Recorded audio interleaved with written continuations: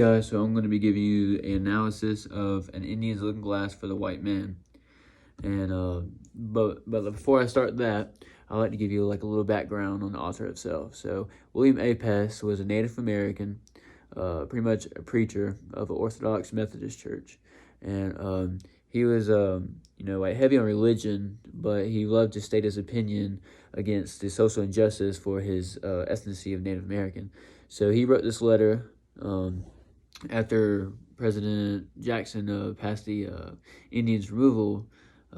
Act, and which basically just removed all Indians like from their territory or their or from where they lived, and basically like he wrote a letter, just pretty much the themes of his letter is just it's just claim how white people are the hypocrites of themselves, and how they're pretty much like he displays the themes of prejudice and how just white people are hypocrites based on religion and based off their humanity itself, and basically the aspects or the prejudice against Native Americans was really harsh, and in his letters he just like throws shots at the white race, so white men and women that claim that that they're really religious, and that they love everyone as a person, except that he pretty much argues with them, saying that that they claim that they hold to certain biblical principles, but instead they do the opposite, and which is why he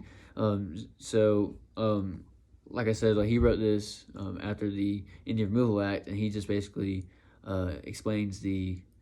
situation with Native American people, how they have starved, their conditions, and how their white race actually,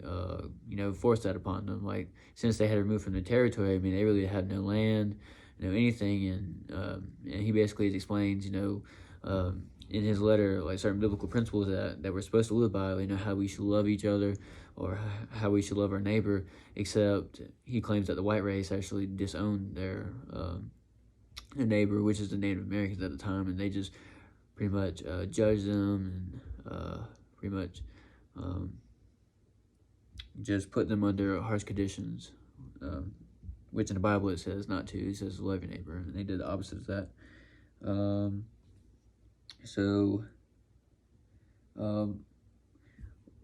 Like one of the best quotes that pretty much summarizes his theme is that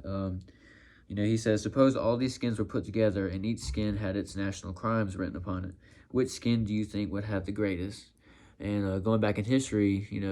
like we know that the white race is responsible for a lot of social injustice, especially racism towards African Americans. He talks about the beginning of the colonies, of the beginning of the settlement in America. White men came to America, but in reality, the Native Americans were here first. But ultimately, as time goes, the white race ultimately actually pushed the Native Americans out of their own home, but that's basically what he just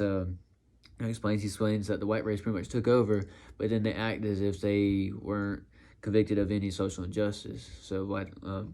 that's why he states that if all the races were put together, which one do you think would be most of national crimes? And in reality, it is the white race who claim that they follow religious principles and don't do anything wrong, but we are full of sin, and we show that over and over. And let's see, for one thing.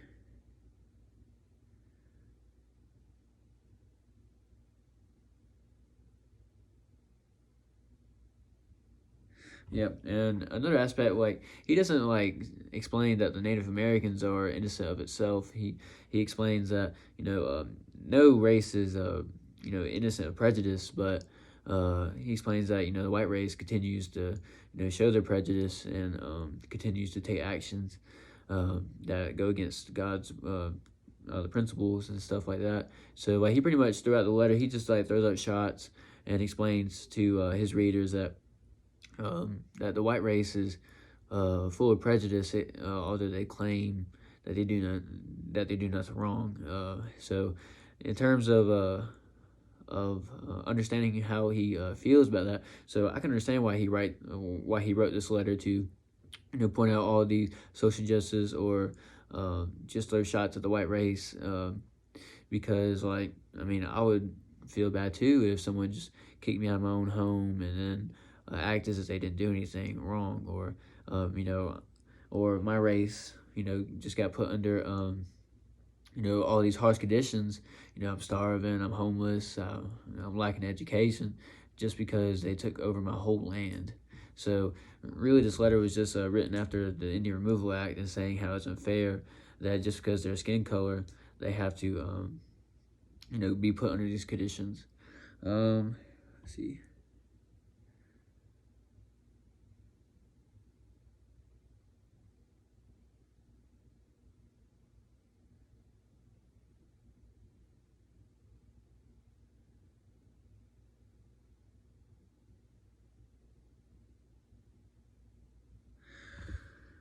So yeah, I mean, he basically just points out the prejudice mainly of the white race, and he just throughout his literally like he goes in through history explaining like what we did and how we come to justify even though that we decided to do all that wrong, we always try to find justification, and that's what he explains, that even though that we do all these harsh punishments, I mean, we always go unpunished, and we always come up with these justifications of why we did it, but in terms of reality, we go against God's principles throughout history all the time, and moving forward, I hope this new era, gets rid of that, and hopefully we will be able to change our ways and become close to God. So that's basically analysis of my project and what his literary works of Indians, like looking class, or yeah. Thank you.